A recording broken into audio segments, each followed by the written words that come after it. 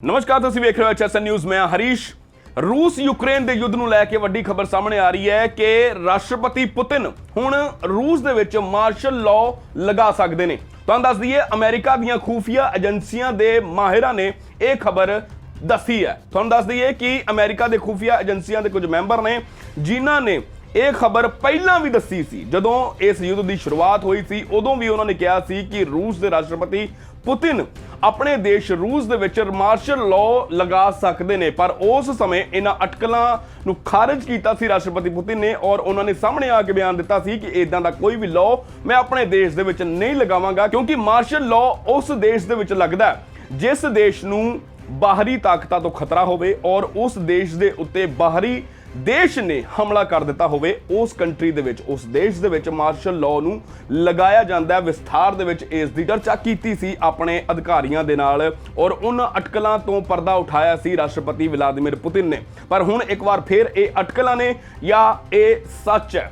ਤੁਹਾਨੂੰ ਦੱਸ ਦਈਏ, ਇੱਕ ਹੋਰ ਖਬਰ ਸਾਹਮਣੇ ਆ ਰਹੀ ਹੈ। ਬ੍ਰਿਟੇਨ ਦੀ ਖੂਫੀਆ ਏਜੰਸੀ ਨੇ ਵੀ ਇਹ ਖਬਰ ਦੱਸੀ ਸੀ ਕਿ 9 ਮਈ ਨੂੰ ਰਾਸ਼ਟਰਪਤੀ ਵਲਾਦੀਮੀਰ ਪੁਤਿਨ ਕੋਈ ਵੱਡਾ ਕਦਮ ਚੁੱਕਣ ਜਾ ਰਹੇ ਨੇ। ਉਹ ਆਪਣੀ ਵਿਕਟਰੀ ਪਰੇਡ ਜਿਹੜੀ ਉਹਨਾਂ ਦੀ 9 ਮਈ ਨੂੰ ਹੋਈ ਆ, ਉਸ ਪਰੇਡ ਦੇ ਦੌਰਾਨ ਉਹ ਵੱਡੇ ਐਲਾਨ ਕਰ ਸਕਦੇ ਨੇ, ਉਹਨਾਂ ਦੇਸ਼ਾਂ ਦੇ ਉੱਤੇ ਹਮਲਾ ਕਰਨ ਦਾ ਐਲਾਨ ਕਰ ਸਕਦੇ ਨੇ ਜਿਹੜੇ ਦੇਸ਼ ਯੂਕਰੇਨ ਦੀ ਮਦਦ ਕਰ ਰਹੇ ਨੇ।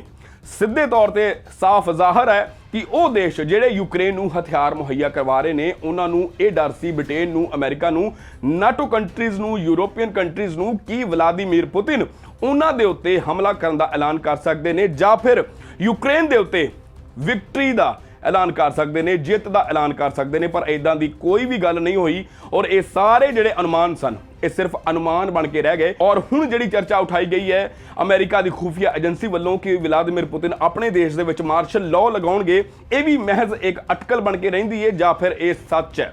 ਤੁਹਾਨੂੰ ਦੱਸ ਦਈਏ ਕਿ ਹੋਰ ਵੀ ਬਹੁਤ ਸਾਰੀਆਂ ਇਦਾਂ ਦੀਆਂ ਗੱਲਾਂ ਨੇ, ਹੋਰ ਵੀ ਬਹੁਤ ਸਾਰੇ ਇਦਾਂ ਦੇ ਪਲਾਨਸ ਨੇ ਜਿਨ੍ਹਾਂ ਨੂੰ ਲੈ ਕੇ ਹਰ ਵਕਤ ਇੰਟਰਨੈਸ਼ਨਲ ਮੀਡੀਆ ਦੇ ਵਿੱਚ ਇੱਕ ਬਹੁਤ ਵੱਡਾ ਚਰਚਾ ਦਾ ਵਿਸ਼ਾ ਬਣੇ ਹੋਏ ਨੇ। ਰਾਸ਼ਟਰਪਤੀ ਪੁਤਿਨ ਜੋ ਵੀ ਕਰਦੇ ਨੇ ਉਹਨਾਂ ਦੀ ਹਰ ਇੱਕ ਹਰਕਤ ਤੇ ਹਰ ਦੇਸ਼ ਦੀ ਨਜ਼ਰ ਰਹਿੰਦੀ ਹੈ ਔਰ ਸਭ ਇਹੀ ਦੇਖ ਰਹੇ ਨੇ ਕਿ ਕਦੋਂ ਯੂਕਰੇਨ ਤੇ ਰਸ਼ੀਆ ਦਾ ਇਹ ਯੁੱਧ ਖਤਮ ਹੋਏਗਾ। ਤੁਹਾਨੂੰ ਦੱਸ ਦਈਏ, ਯੂਰੋਪੀਅਨ ਕੰਟਰੀਜ਼ ਦੀ ਗੱਲ ਕਰੀਏ ਤਾਂ ਹਰ ਕੰਟਰੀ ਦਾ ਹਾਲ ਮਹਿੰਗਾਈ ਦੇ ਨਾਲ ਹੋਰ ਵੀ ਬੱਤਰ ਹੁੰਦਾ ਜਾ ਰਿਹਾ। ਇਮੀਗ੍ਰੇਸ਼ਨ ਦੀ ਗੱਲ ਕੀਤੀ ਹੈ, ਉਹਨਾਂ ਦੇ ਵਿੱਚ ਵੀ ਕਈ ਇਹਨਾਂ ਕੰਟਰੀਜ਼ ਦੇ ਯੁੱਧ ਨੂੰ ਲੈ ਕੇ ਬਹੁਤ ਸਾਰੀਆਂ ਪ੍ਰੋਬਲਮਸ ਕ੍ਰੀਏਟ ਹੋ ਰਹੀਆਂ ਨੇ।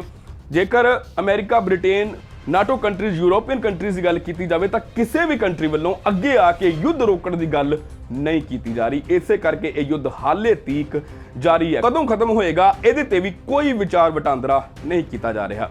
ਤੁਸੀਂ ਵੇਖ ਰਹੇ ਹੋ HSN ਨਿਊਜ਼। ਮੈਂ ਸੀ ਹਰੀਸ਼ ਇਸ ਖਾਸ ਰਿਪੋਰਟ ਦੇ ਨਾਲ।